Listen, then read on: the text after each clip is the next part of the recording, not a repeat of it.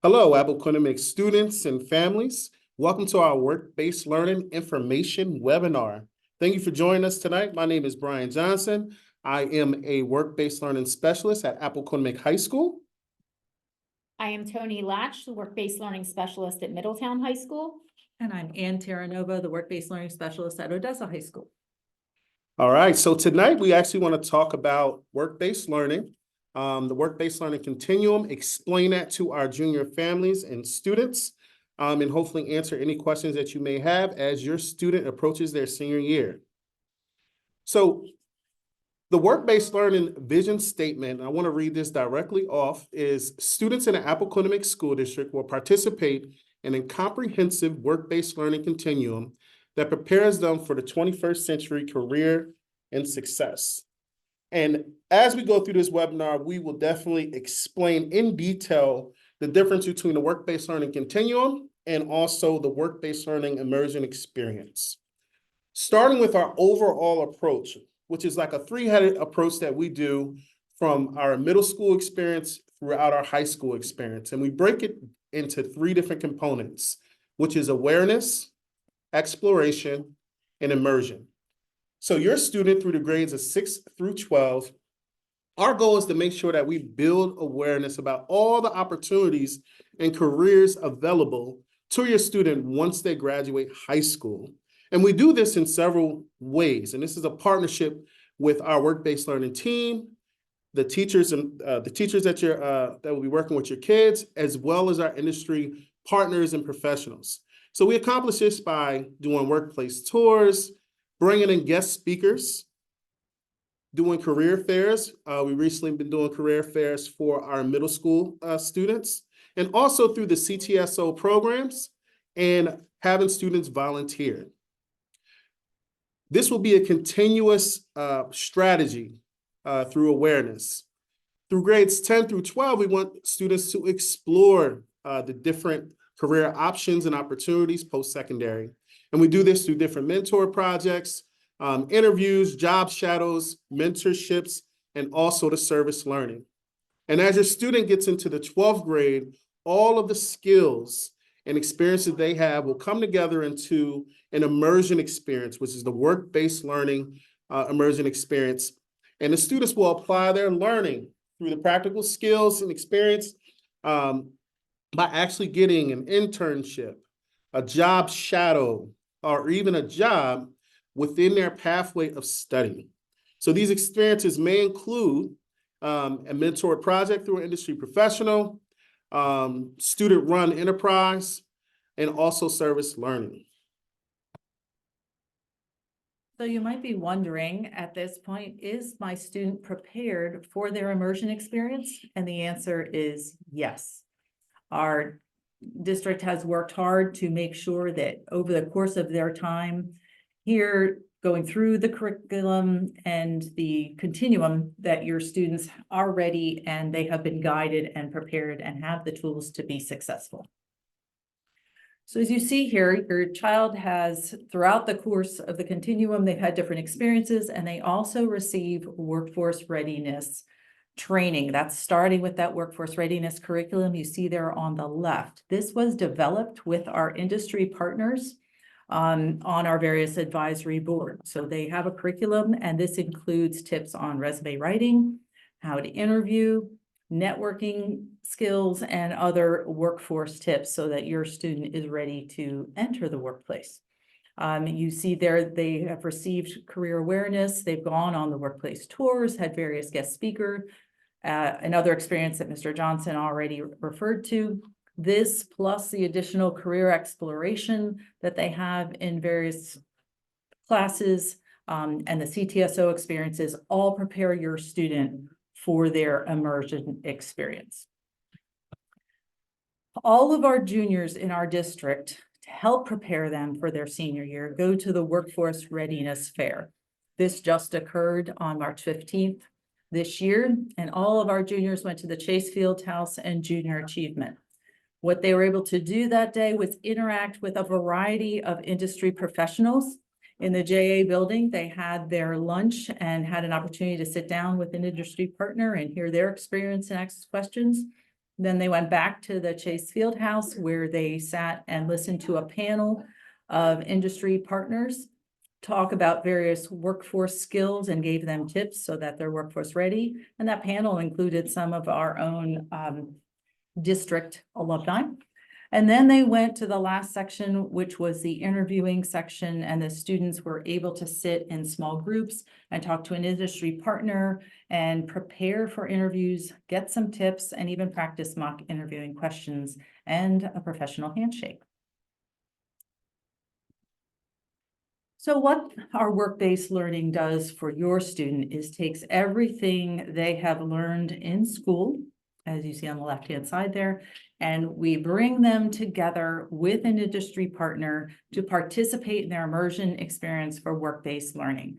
This allows your students to practice what they have learned and give them real-world experience. And this, we know from our alumni that has kept in touch with us, this gives them an edge. Other students, when they go to post-secondary, the working world, other districts don't do this, and the students haven't had it in other areas. So this really gives our students a wonderful experience so they are prepared for whatever it comes next. So what does an immersion experience look like? We really wanted to give you a lot of examples about immersion experiences. We know that there's going to be a lot of questions surrounding this area. You might be wondering what constitutes an experience. What can my student do? When can my student start? While work-based learning immersion experiences are a requirement for all seniors, and there are some established guidelines, we want you to keep in mind that experiences look vastly different from pathway to pathway and can even look different from student to student. We like to consider a student's future goals and help that in the planning process when aligning a student to a placement and an experience. There's a fair amount of flexibility with immersion experiences, and we want you and your student to find an experience related to their past pathway that most resonates with the student. So I'm going to share some examples with you of what constitutes an immersion experience. But first, I want you to understand that an immersion experience is a student spending a minimum of a 50-hour working experience with an industry professional that is connected to their pathway. This could be in the form of an internship. It could be paid or unpaid. Could be a service learning where a student is performing volunteer work. It's important to really understand that the experience should be related to their pathway. And in a moment, I'm going to give you some examples of what that could look like. For an example of a service learning immersion, while we love to hear our students doing volunteer work and giving back to the community, if a student is using service hours for their immersion experience, it must be related to their pathway. A good example of an approved service learning experience would be a health science student volunteering perhaps at the blood bank. However, a student in criminal justice would not be able to use the blood bank for an immersion experience. Some examples of a paid immersion experience could be a student in the culinary arts pathway working at a restaurant. For example, they may be working at Applebee's, the Crooked Hammock, the Chesapeake Inn, and keep in mind that the student could work in the kitchen or the front of the house. These students may be working over the summer, evenings, weekends, and it's important to note because I know it has been brought up before about students spending time over the summer with another parent out of state. Experiences don't have to be limited to the state in which we live. So for a health science student working a part-time job at a chiropractic office, that would qualify. They could be in a medical office. These are both great examples of related work-based learning experiences that would satisfy a work-based learning requirement. Another example of a paid opportunity, we've had students in the construction pathway working at a flooring company. Some are at home remodeling businesses, as well as some are at Lowe's. Our animal science pathway students could be working part-time at a local veterinary office. So in many cases, your student may already have a part-time job that's related to their pathway and could serve as their requirement for work-based learning. In the case of a practicum, typically students would not be paid. This would be an unpaid experience, but always keep in mind that it's still them focusing their time with a professional in their pathway. We've had some very successful student practicum experiences. For example, we've had students through a partnership with Christiana Care spend a 50-hour experience with the surgical services department. These students rotate through various aspects of the surgical services, and as well, they are at various locations whether that be the Wilmington location, the Elkton facility, or the Newark main campus. These students, however, strictly shadow, and they're able to learn and observe everything from patient intake to preoperative care. Students were even able to observe live surgeries. For an opportunity like this, space is typically limited. Information is shared with students. Students would apply for this, as well as sometimes partake in an interview process. Another example of a practicum learning for our criminal justice students is an opportunity through a recently formed partnership with Delaware State Police. This opportunity is also competitive. Students do spend the minimum 50-hour experience with Delaware State Police at various locations. They receive an overview of the hiring process for DSP, schooling requirements, as well as benefits offered as an employee of the Delaware State Police. They've participated in ride-alongs, they visited mounted patrol, learned how evidence is collected, and these are just a few of the opportunities with Delaware State Police. It really allows the student to gain some firsthand perspective of this career path. We've had some engineering students engaging in an experience with landmark engineering and actually doing work that's being utilized within our schools.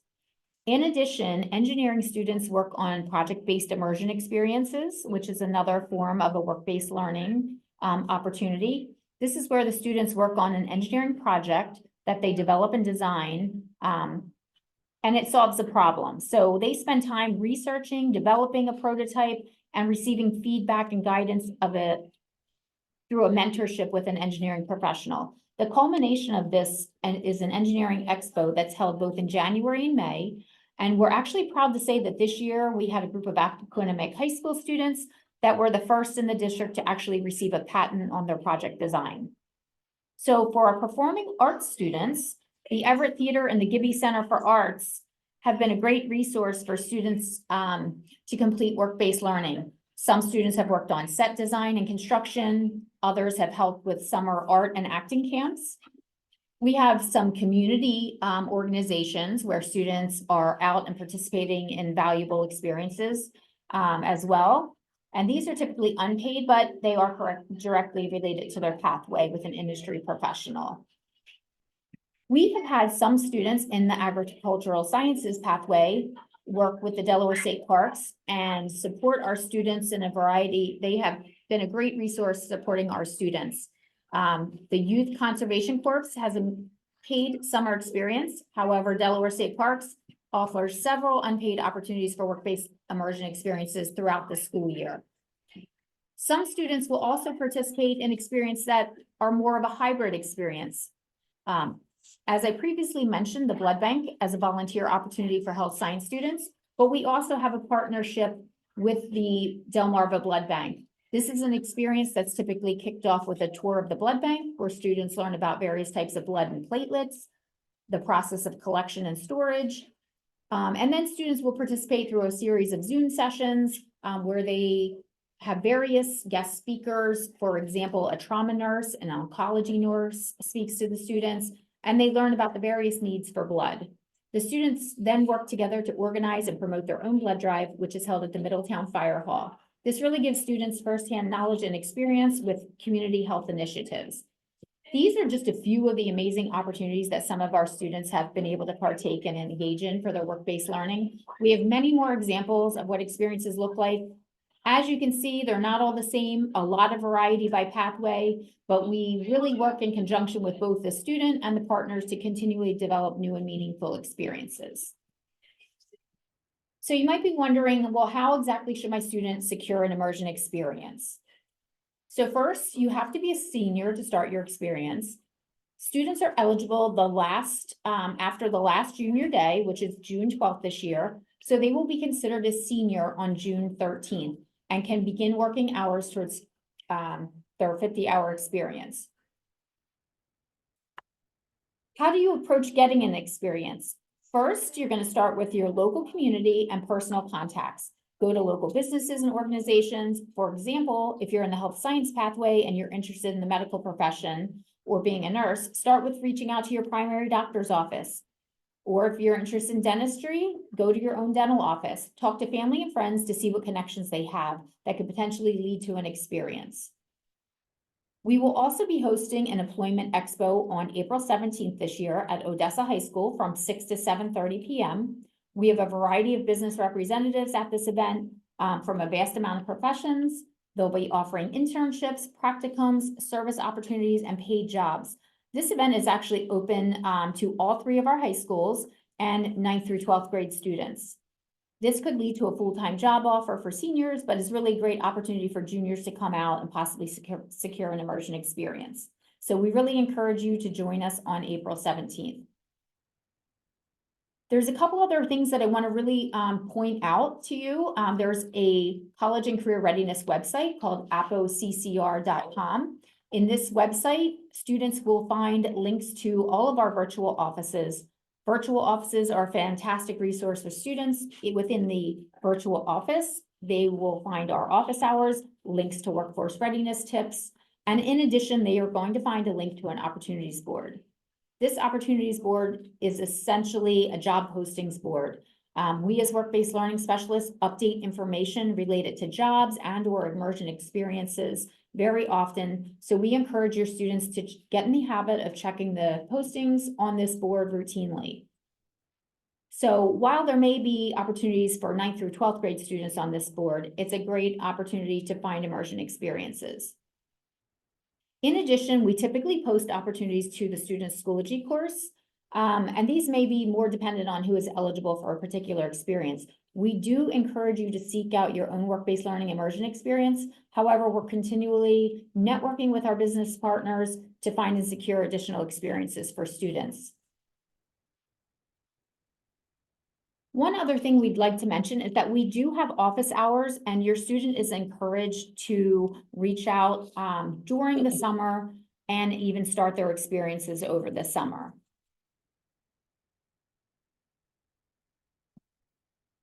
So the final thing I'd like to talk about is our work-based learning practicum credit. So it's important to know that students throughout this experience will earn a practicum credit on their high school transcript. For completing the 50-hour minimum, you're going to earn 1 work-based learning credit that will show on your transcript. So just to highlight how students will earn this credit, as previously mentioned, students participate in the workforce readiness curriculum and training event, such as the Workforce Readiness Fair. Prior to a student starting their approved experience, we have a training agreement that must be signed and in place. This is basically the school's documentation that outlines and highlights the rules and regulations that all parties must agree to. For example, a student must abide by the student code of conduct. Parents understand their student may be driving themselves to an experience. And for business partners, they agree not to put our students in hazardous situations. Students will learn more about this document in the next couple months. It is critical that students have this document signed and in place prior to starting their experience. This really allows me and the rest of our team as the work-based learning specialist to make sure that an experience is approved, and more importantly, to make sure all parties involved have agreed to the immersion experience. Finally, once you have completed your minimum 50 hours of your experience, it's important for your students to notify me and the rest and their individual work-based learning specialists, as we will then forward a copy of a student evaluation to the employer and/or partner. And this really just provides us feedback on the students' experiences and helps us to improve our programs moving forward. Thank you, students and families, for taking the time to watch our Work-Based Learning Information Night webinar. If you have any additional questions, there are several ways for you to contact us. Depending on your school, as you see on the screen, if you're at Appoquinimink School District, you may contact me, Mr. Johnson, at brian.johnson@appo.k12.de.us. If you are at Middletown High School, you may contact Ms. Latch at antoinette.latch@appo.k12.de.us. And if you are at Odessa High School, you may contact Ms. Terranova at ann.terranova@appo.k12.de.us. And if you have a general question, you can contact our whole team and at wbl@appo.k12.de.us. Any email sent to this email address will go to the entire team. And you can find more information on our website, our College and Career Readiness website at www.apoccr.com. Thank you again for viewing our webinar, and we look forward to servicing your student.